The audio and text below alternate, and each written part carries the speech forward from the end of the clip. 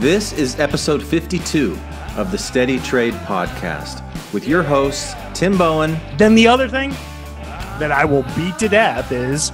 And Steven Johnson. I've heard him say it more times than I've heard my mother say I love you.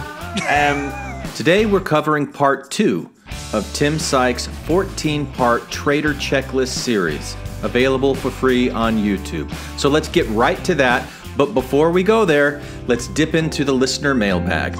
Today's question comes from Akash.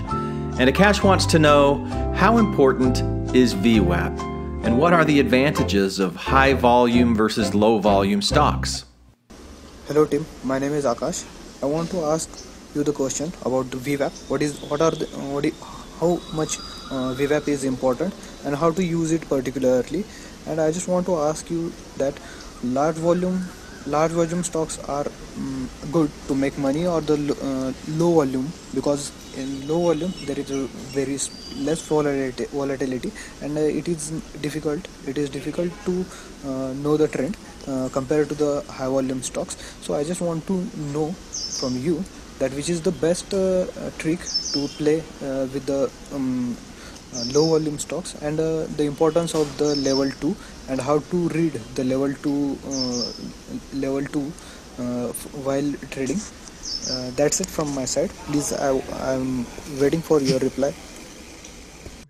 So Akash really asked for Tim to answer this, but I will be the riveting precursor to Tim's answer. And basically Akash asked, what is the significance of VWAP? How much attention should we pay to it? And how much should we kind of reference it? And then he was kind of dealing with how much should he give value to high volume stocks compared to low volume stocks in regards to what to look at in terms of volatility. And he also added a little bit on about the importance of level 2 and how to read it. Now, I think I can answer each of these questions in one sentence.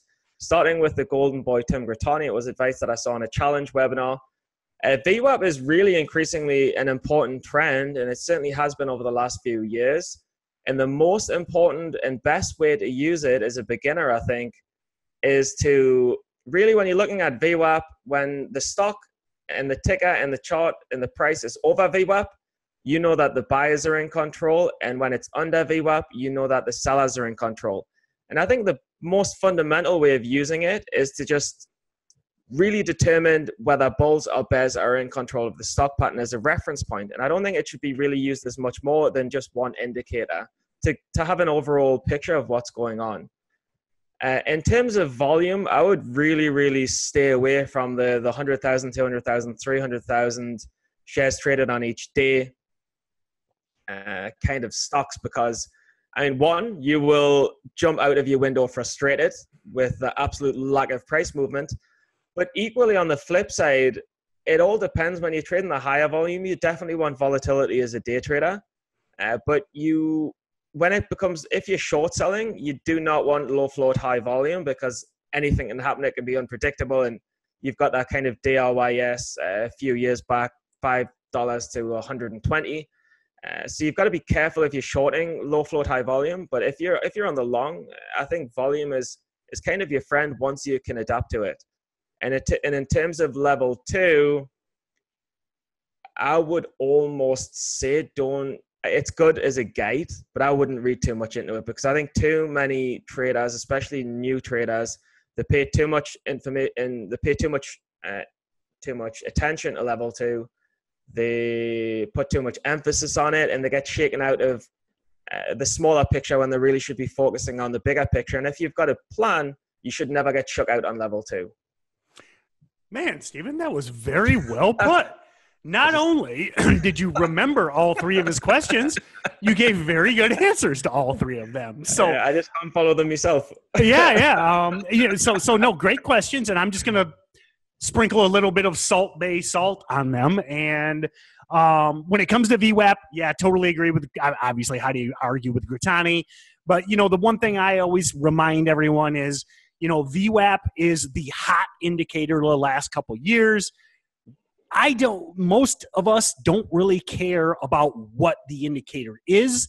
It's just whether or not it's trendy, whether or not it's in play, because it then becomes a self-fulfilling prophecy. So yes, listen to what Steven said. Yes, have VWAP on every one of your chart, but it is just a small piece of the pie. But everybody, I mean, every momentum trader, if there's 1 million day traders in the world, 999,999 of them have VWAP on their charts. High volume versus low volume. Avoid low volume. I've been there many times. Sometimes we'll trade these stocks that are insane day one. You hold them overnight and the volume is just completely gone. You can actually end up trading against yourself because, let's say you're long, you might be the only seller in this stock. And every time you sell, a couple hundred or 1,000 shares, the stock price drops on you. You will actually trade against yourself. So avoid the low volume stuff. Yeah, nothing less than 1 million shares a day. And Steven nailed it on the level 2 stuff. Ultimately, I think so many new guys see all those numbers, all the colors, everything jumping around, and they start thinking it's the Matrix and you can somehow interpret more than what is there. Should you watch it? Should you grow and get familiar with it? Yes. But as a new trader, if you're staring at that level 2 versus the price and volume, you need to shut that level 2 off and focus on price and volume. Hey there, SteadyTrade listeners.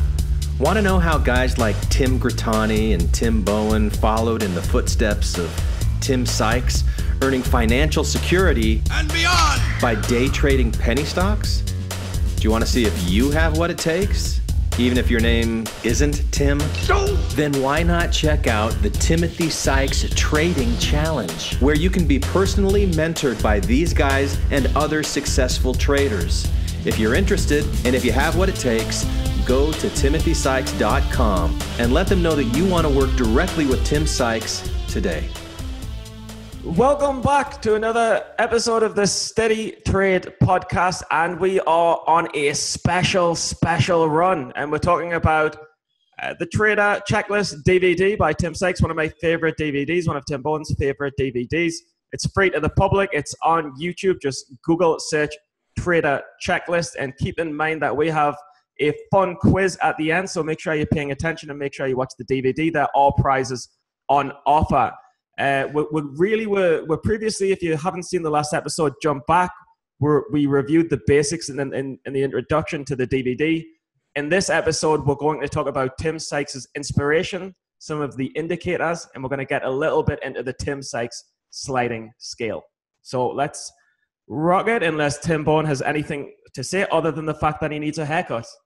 No, I was actually impressed that you remembered all of the bullets that the producer gave you, and that's it's an honest compliment, because as you were saying them, I was saying to myself, "Oh crap, I would have forgot to do that if I was doing the introduction." So that's an honest compliment. That is not a sarcastic compliment. No, but honestly, can I just say that the thing is, do you know how, and this is random as shit, but do you know how people can learn to improve their memories, and they have memory techniques where, like, you'll say you'll have 50 cards and you'll associate each card with a visual object, and through that you can train your brain to remember stuff. My point has nothing to do with that, but I think it's interesting how after a year of doing the podcast and after a year of the producer making me remember lots of stuff to say at once, you somehow get good at it. It's the only thing I'm good at. I'm not very good at anything else. Well, but it's I think it's shows the value of grinding, showing up. You've, other than the few times you were too drunk to podcast, you've been here every week. You show up every week. You show up every time, and you put in that effort. And that's applicable to memory or trading or anything. It's like you don't get 90% better in one day. You get better 1%, 1%, 1%. And then all of a sudden, 6 months down the road, you're 90% better. So very applicable to trading as well. I just wish it was with girls and dating. Like, I wish I could just be more engaging and handsome and stimulating. Well, the problem is you're ugly, Steven. It's like it's just it's like the problem is I'm fat. There's certain things you just can't overcome. But I mean, if I could have your body and you could have my haircut, then it would be win-win for both. I could use some more hair. So anyway, producer, first clip. So where did I get this idea of rating stocks from? I want to give you a little background so that you can really better understand my thinking. This is the Can Slim approach from William O'Neill. Again, he is founder of Investors Business Daily. He wrote the book How to Make Money in Stocks, which is a great, great book. And he values stocks mainly for investments, definitely not day trading and not even really swing trading. So this is his approach. These are the indicators that he thinks matters most. C stands for current quarterly earnings per share.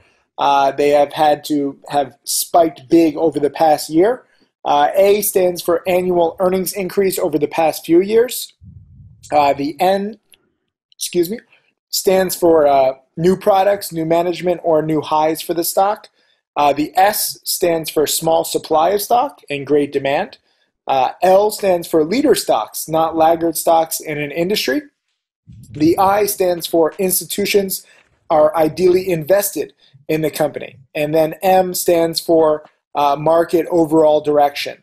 But remember, he is holding stocks for several weeks, months, even years to fit these qualifications. And frankly, it just hasn't been working the past few years. Investors Business Daily has actually recently changed from a daily newsletter to a weekly newsletter, just to show you how it's not really working as well as it once did.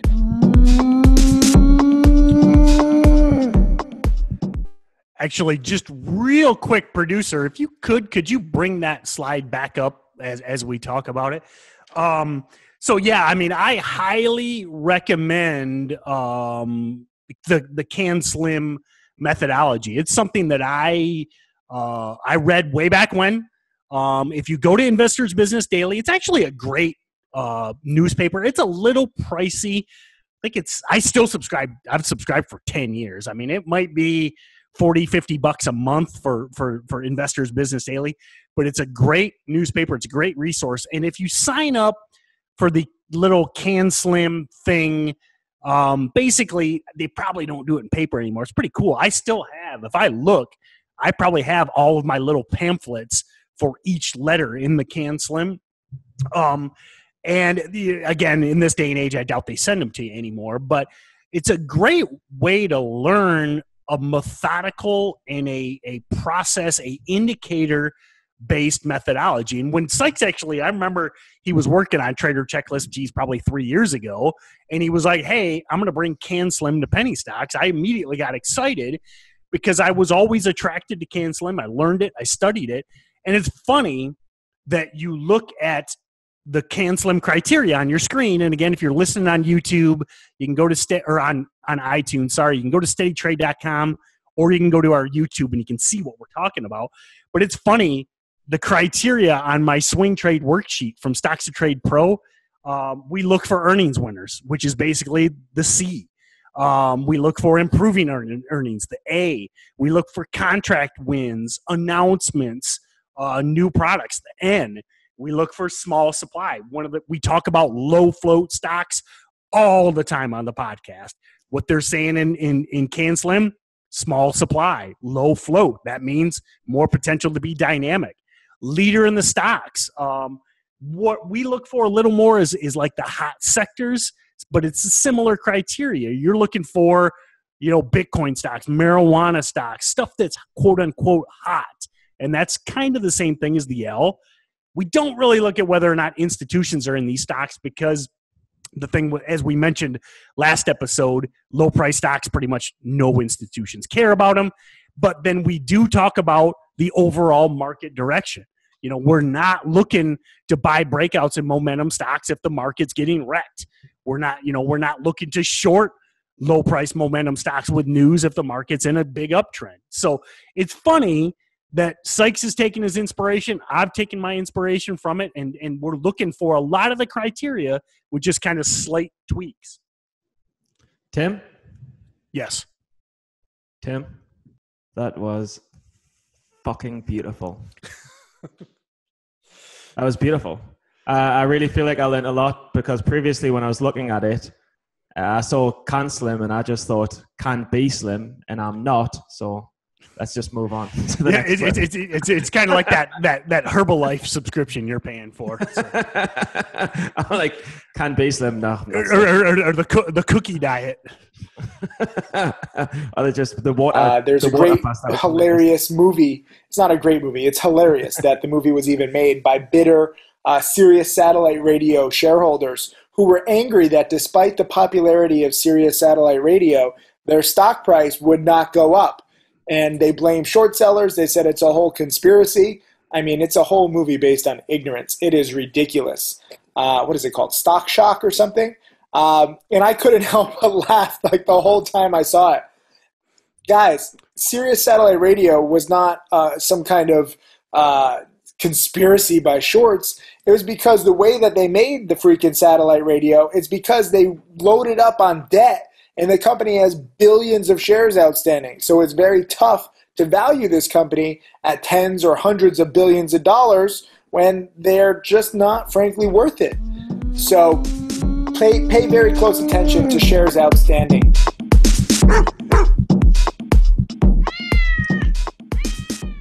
I mean, when I see this, it's basically supply and demand. And I also think back to the famous book about the tulips, where when it's in great demand, it's extremely valuable because there's limited quantity. And I mean, I think Tim's kind of setting up one of the first indicators and one of the important things to always look for, and that's shares outstanding and the float. Because if it's an extremely high float and there's not a lot of volume, there's not a lot of demand. And if it's a real low float and a high volume, it's something that you need to think about. Maybe you can explain it better. I think well said, but he's pointing out two criteria here. Number one, it doesn't matter how much you believe in a company. If they're loaded down with debt and they're selling shares like crazy, that price is not going to go up. I mean, the problem with, and I never saw Stock Shock. I'm familiar with it, but I never watched it. But the problem is, I mean, if you're going to shoot a bunch of $1 billion satellites into space, and then you got to pay the manufacturers of cars to put these radios in. I mean, it's a very expensive business, and you're trying to recoup it at $9 a month or whatever Sirius or XM were back at the time. It doesn't matter how much you love the product. You know, I'll pick on Warren Buffett a lot. I mean, Warren obviously had some benefits that a lot of us don't get, but you know, he'll tell you buy the companies you believe in. But if it's serious, it doesn't matter how much you love the product. If they have billions of dollars in debt, bank debt, as well as selling shares like crazy, that stock won't go up because of the fact that it's held down by the number of shares outstanding and the debt. And then you don't ever want to trade these stocks anyway, because as Steven said, if there's billions of shares outstanding, I think of the momentum, the number of buyers it takes to move that stock. You know, I talk about, you know, something like Sirius or billions of float companies that aren't good companies either. I mean, it's different if it's Apple or something, but I visualize Sisyphus trying to push this rock up a hill. And if it's a multi-billion-dollar float company and it's not a good company, you're going to push that rock up the hill about 6 feet, and then it's going to roll back over you. So the point Sykes is making is focus on low float stocks, focus on low market cap stocks, because they have the potential to move. I remember for like when Sykes made this 3 years ago, Sirius would move like 2 cents a day. It was like a $2 stock, and it would go like 220 to 222 because of the size of the float. And can I just stop you there and say, other than a rubber duck that is buoyant in a warm bath, how would you describe float? So float is basically the freely tradable shares, the shares that aren't held by insiders, institutions, et cetera, like that. Those are the shares that are out there on the free market for me to buy, for Steven to buy, for you to buy. Those are the freely tradable shares in the market. And classic supply and demand, you know, cold beer on a hot day. The less supply, and the higher the demand, price goes up. If there's no demand, they're expensive in my house, Tim. They're expensive in my house. Because there's never any here. Exactly. Classic example. Because I drink them all. Yep. Steven's refrigerator is a good example of Adam Smith's invisible hand. As soon as the beers come in, they go in the fridge, and within minutes, they're gone. That is the invisible hand of the marketplace moving those beers into Steven's gullet, which means they're always in hard demand, which means they're always high in price. Next clip. I like that invisible hand analogy.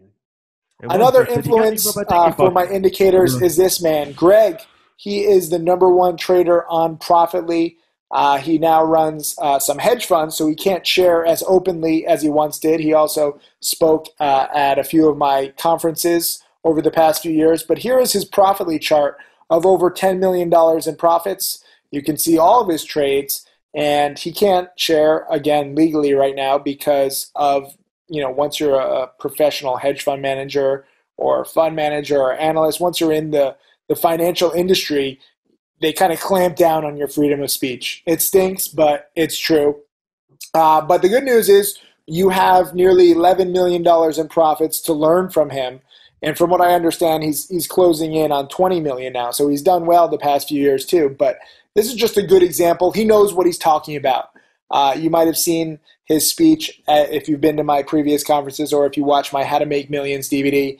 And in that DVD and in that video, he explains a few different setups. And I guess I'll include that video at the end of this guide too, just so you can have some more background. But he breaks his potential trades into this star rating system where a stock might be tradable if it's rated 1 star. It might be a good trade if it's rated 2 stars. It might be a great trade setup if there's 3 stars. Then some trade setups are 4 stars. And then he also has the best of the best, which are 5-star trades. And I really liked him breaking it down into this rather than just buy, hold, or sell, which is what most people want and what most people do on Wall Street.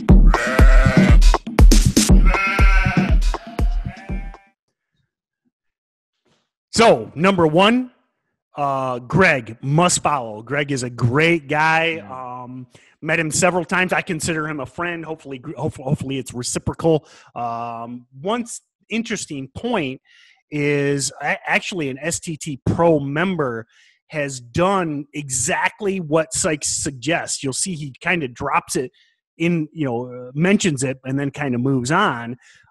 Actually, Tango Baker is his screen name in STT Pro. He actually went back. I mean, this is all free. You can go to Profitly. You can look at Greg's trades, and that's kind of what Sykes mentions.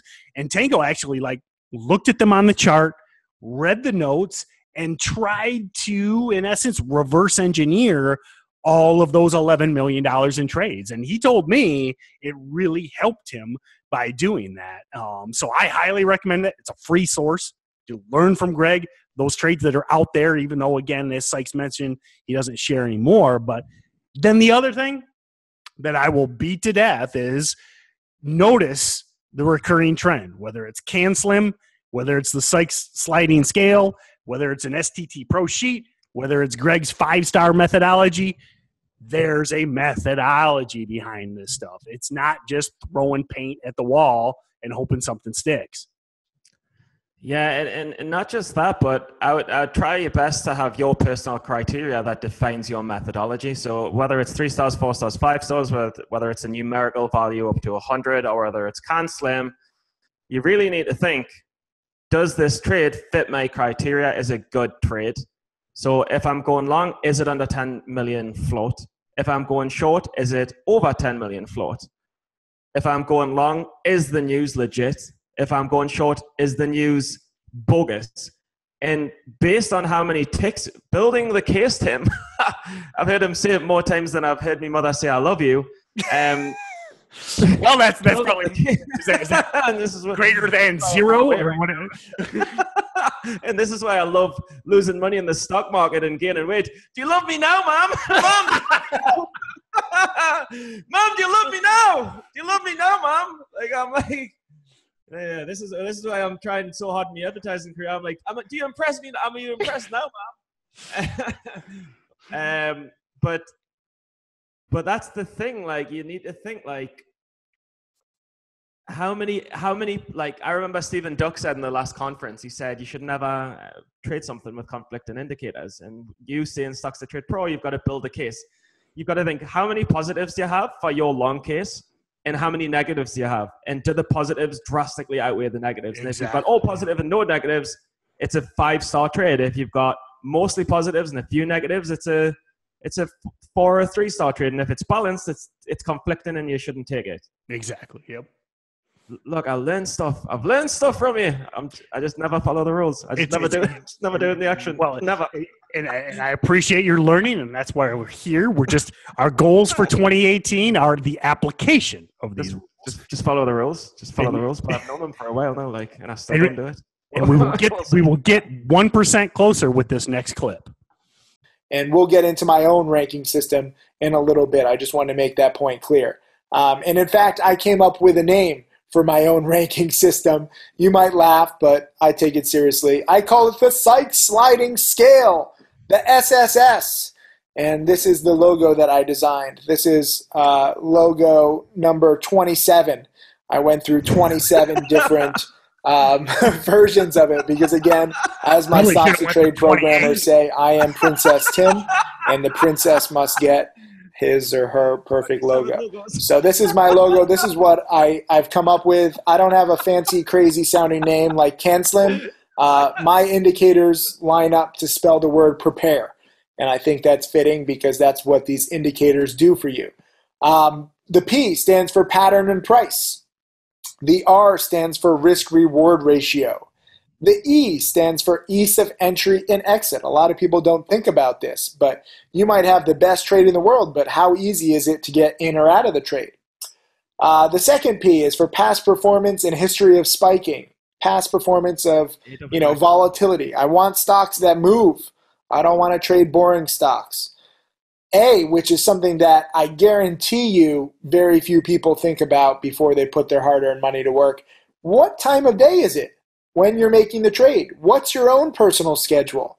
Now, in my trade alerts, I include what I'm doing that day, where I am, because that influences my trading. Some people think that I'm just like trying to make small talk or make excuses. I think that it actually matters what you're doing, and we'll get into that. And it matters, pretty important way. The second R is reason and catalyst. Why is the stock up or down? What is the reason? What's the catalyst behind the move? And then E stands for market environment. Do you want to put it back just a little bit? And we'll play a game.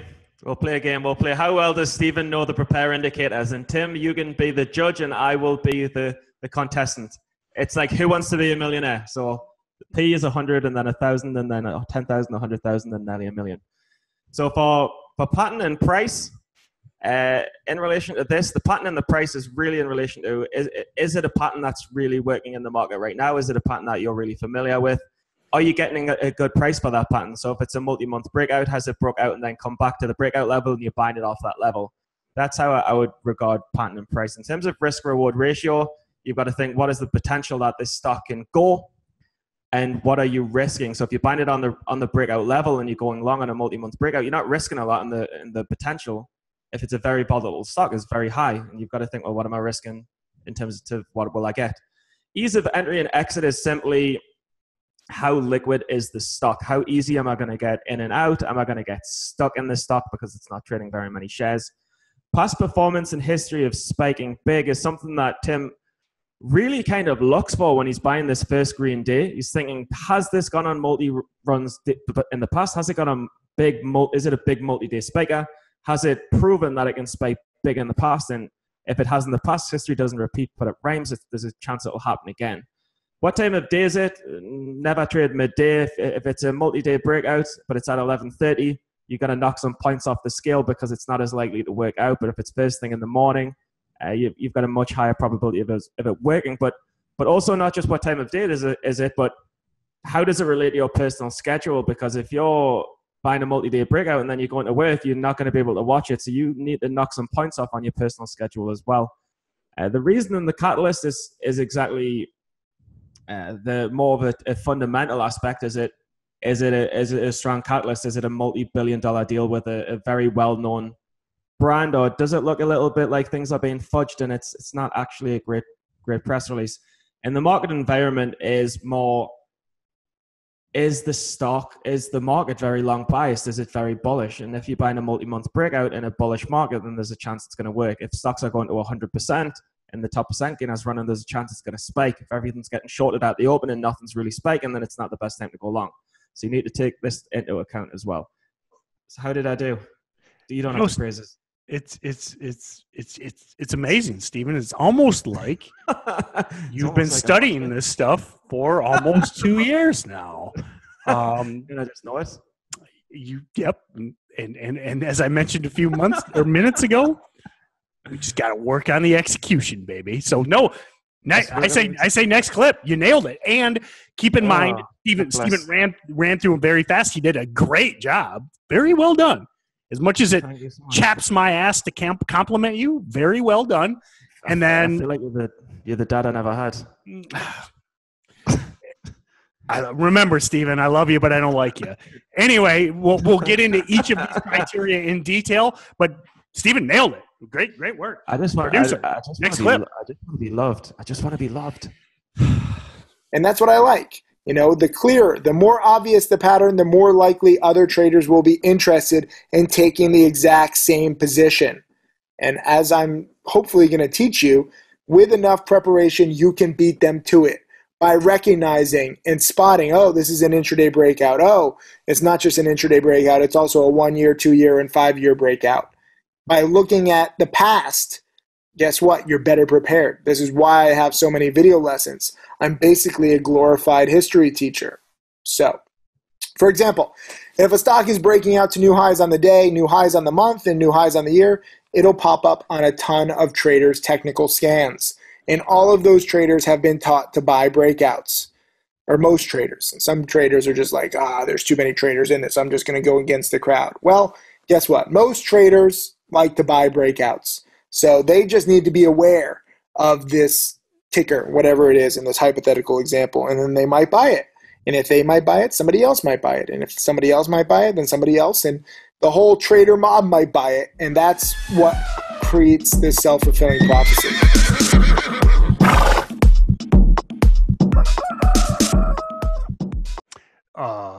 Great point. And there's a reason. Now, I can't necessarily peer into Sykes's brain, but there's a reason he started with this one. Because remember, we've talked about this. I've stolen the quote a million times. Only price pays. There's a reason he starts out with price and pattern, because that's what all the traders are looking for. That's what only price pays. Only that matters. And he mentions gimme charts. Why are they gimme charts? Because they repeat. And, I agree with him. People will be like, oh, geez, a stock that's up big on news, that's spiking late day. That's such an easy setup. Yeah, no kidding. That's what we want. We want consistently repeatable stuff. And he makes a great point. I use the analogy, he mentioned self-fulfilling prophecy. I always look at these setups as, I don't know why this one sticks with me, but in World War Z, when the zombies are piling over the Jerusalem wall, I mean, that's what you get when you get these multiple time frame breakouts. When it's a 52-week breakout, a 1 month breakout, a daily breakout, all these things line up. It's lighting up everybody's screens. And what is, buying begets more buying. As the volume comes in, as the price spikes, more traders come in, and it's the zombies going over the wall. And that's what you want. I mean, if you can buy these late day breakouts or buy these late day breakdowns because they're gimme setups, especially if you're under the PDT, if you get 2 or 3 of them a week, that's ideal. That's all you can trade anyway under the PDT. Yeah, and the only other thing to add there is the reason that the pattern and the price is so important, and knowing that it's a like not just a multi-day or a multi-week, but a multi-month or a multi-year breakout. And the reason that you need to be prepared in terms of pattern is because, I mean, one, everyone, when it's on everyone's scanners, everyone's going to jump on it as soon as they see it. So if you're prepared, you're going to be the first one to act, and you're going to get the best price. And the other thing is sometimes these stocks can kind of shake you out. So if you are very prepared and you know it's a good pattern, you might withstand getting shook out with some of the volatility that comes with these stocks. And I think it's very interesting. It's very good that we've got the first indicator under gun. Let's start again, and you can wrap it up. That was a terrible finale. Under gun? Yeah, I did not give you that bullet point, Stephen. That's all on you. No, you didn't. And this is how it fucks up. But and that wraps up the we should just do bloopers. Just so the listeners know, this is like our 6th attempt at Steven's closing statement. Now he's even infected me. I can't even talk now. Yeah, I'd like to not. I'd like to not publish bloopers for a change, but. and just to close out, our first sponsor of the SteadyTrade podcast, we have some fine coffee from Spinny's. It's Italian and dark. Hi, this is Aaron, aka Double A Ron from New York City. And I like to go outside and find a stray dog, preferably an aggressive breed like a pit bull or a Rottweiler. Then I get real close, stare it down eye to eye until it starts to chase me. Then I run. That's right, I run while listening to Steven and Tim on the SteadyTrade podcast. You can register to win real actual prizes at their website, SteadyTrade.com. And if you really like what you hear, give the podcast a 5-star rating and write a glowing review on iTunes. I did, and this is how we say goodbye in New York City.